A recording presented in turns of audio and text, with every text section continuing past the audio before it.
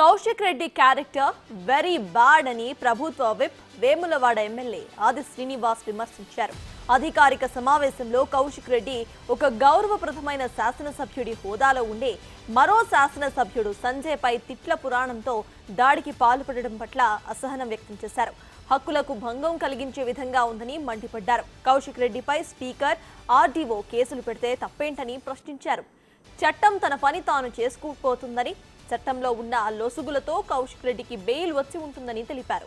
శాసనసభ్యుడిని అవమానం పరచడమే BRS party యొక్క విధానం అని ప్రశ్నించారు. ఈ ఘటనపై కేసీఆర్ సమాధానం తప్పనిసరిగా చెప్పాలని డిమాండ్ చేశారు. కౌశిక్ రెడ్డి గారి ఎపిసోడ్ చాలా బ్యాడ్. ఆయన ప్రవర్తించిన తీరు, ఆయన మాట్లాడిన తీరు సహేతుకం కానే కాదు.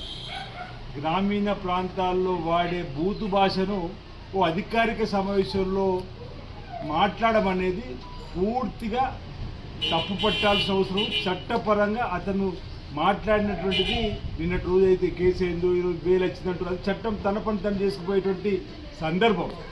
ఏదేమైనప్పటికీ కౌశిక్ రెడ్డి గారి వ్యవహార శైలి, ఆయన శాసనసభ్యుడు అయిన నుంచి అంతకుముందు ఎమ్మెల్సీ ఉన్నప్పటి నుంచి కూడా అసలు ఆయన మాట్లాడిన దానికి చేతనకు పొంతం లేకుండా ఒక శాసనసభ్యుడి యొక్క ప్రవర్తన మరో శాసనసభ్యుడి యొక్క విధి విధానాలను అటంకించే విధంగా, భౌతికంగా దాడి చేసే విధంగా ఆయన అటకాయించిన తీరు, అది కూడా అధికారిక సమావేశంలో జరిగినటువంటి సందర్భాన్ని తప్పనిసరిగా స్పీకర్ గారు పరిధిలో తీసుకొని తప్పనిసరి చట్టపరమైన చర్యలు తీసుకుంటారని చెప్పినటువంటి భావన వ్యక్తం చేస్తూ ఉన్నా.